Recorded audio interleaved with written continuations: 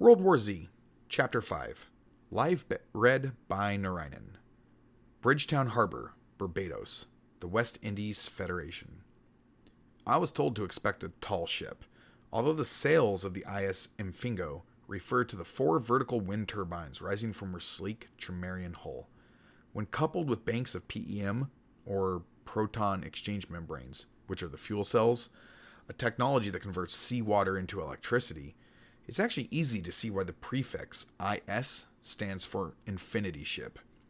Hailed as the undisputed future of maritime transport, it is still rare to see one sailing under anything but a government flag. The Mfingo is privately owned and operated. Jacob Nahie is her captain. I was born about the same time as the new post-apartheid South Africa. In those euphoric days, the new government not only promised the democracy of one man, one vote, but employment and housing to the entire country. My father thought that meant immediately. He didn't understand that these were long-term goals to be achieved after years, generations of hard work. He thought that if we abandoned our tribal homeland and relocated to a city, there would be a brand new house and high-paying jobs just sitting there waiting for us. My father, he was a simple man, a day laborer. I can't blame him for his lack of formal education, his dream of a better life for his family. And so, we settled in one of the 4 main townships outside of Cape Town. It was a life of grinding, hopeless, humiliating poverty. It was my childhood. The night it happened, I was walking home from the bus stop. It was around 5 a.m. Just finished my shift waiting tables at the TGA Fridays over by Victoria Wharf. Been a good night. Tips were big. The news from the Tri-Nations was enough to make any South African feel 10 feet tall.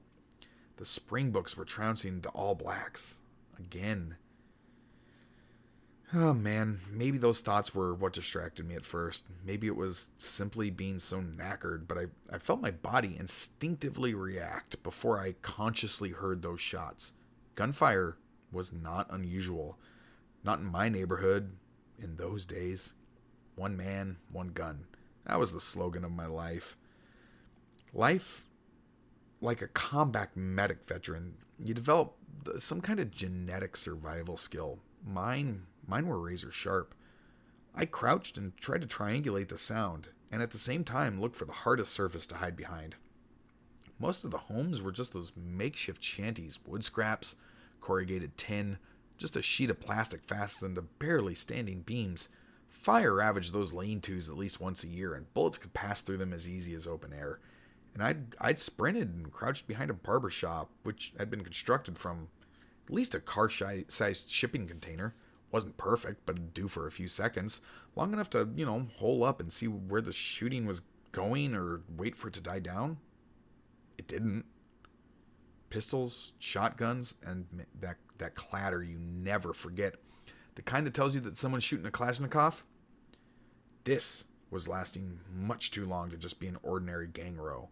Now there were screams and shouts. I began to smell smoke, and I heard the stirrings of a crowd. I peeked out from around the corner, and there were dozens of people, most of them in their night clothes, just running, screaming, "Run, get out of here, they're coming!" House lamps were lighting up all around me, faces poking out of the shanties. What's going on? Who's coming? These were younger faces. The older ones, they just started running. You got to realize they have a different kind of survival instinct, an instinct born in a time when they were slaves in their own country. And these days, everyone knew who they were. And if they were coming, all you could do was run and pray. Did you run? I couldn't. My family, my mother, my 2 little sisters lived in one of the doors, probably 5 or 10 feet down where I was at from Radio Zabani station, exactly where the mob was fleeing from. I wasn't even thinking straight. I was stupid. Should have doubled back around, found an alley or a quiet side street.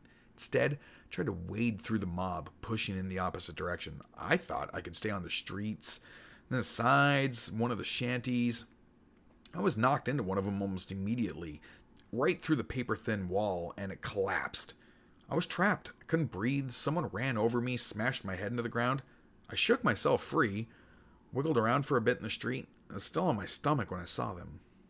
10, maybe 15, silhouetted against the fires of the burning shanties.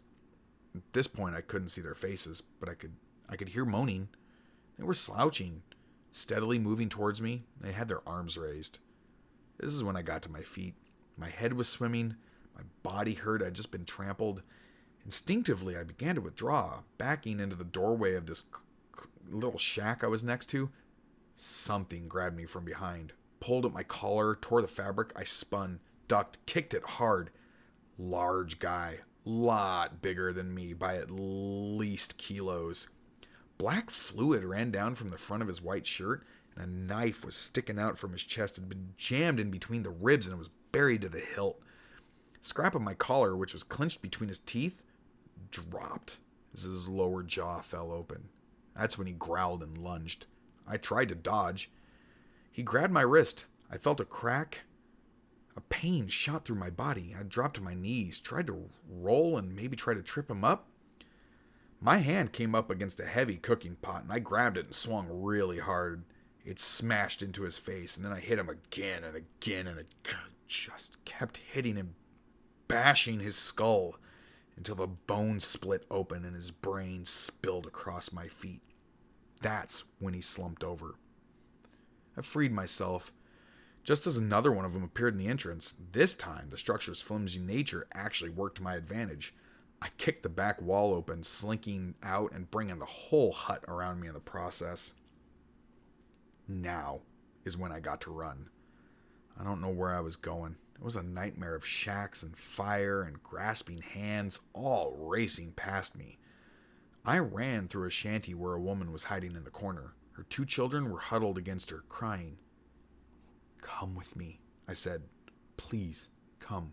We have to go." I held out my hands and moved closer to her. She pulled her children back, brandishing a sharpened screwdriver. Her eyes were wide. She looked so scared.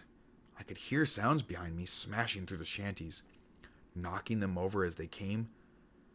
I switched from Zosha to English. "Please," I begged. "You have to run." I reached for her, but she stabbed my hand. I left her there. I didn't know what else to do. Still, she's in my memory. Still, when I sleep or close my eyes. Sometimes she's my mother, and the crying children are my sisters. I saw a bright light ahead, shining between the cracks in the shanties. I ran as hard as I could. I tried to call him. I was out of breath. I crashed through the wall of a shack, and then suddenly I was in open ground. The headlights that were in front of me were blinding. I felt something slam into my shoulder. I think I was out before I even hit the ground. I came to in a bed at the Groot Schuur Hospital. I'd never seen the inside of a recovery ward like this. It was all so clean and white. I thought, am I dead? The medication, I'm sure, helped that feeling. I'd never tried any kind of drugs before, never even touched a drink of alcohol. I didn't want to end up like so many in my neighborhood. Like my father. All my life, I fought to stay clean. And now, the morphine or whatever they had pumped into my veins was delicious. I didn't care about anything. I didn't care when they told me the police had shot me in the shoulder. I saw a man in the bed next to me, frantically wheeled out as soon as his breathing stopped. I didn't even care when I overheard them talking about the outbreak of rabies. Who was talking about it? I don't know. Like I said, I was as high as the stars. I just remember voices in the hallway outside of my ward. Loud, angry voices arguing. "That wasn't rabies," one of them yelled. "Rabies doesn't do that to people." Then something else, and then, "Well, what the hell do you suggest? We've got 15 downstairs right here.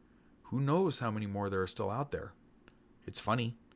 I go over that conversation all the time in my head.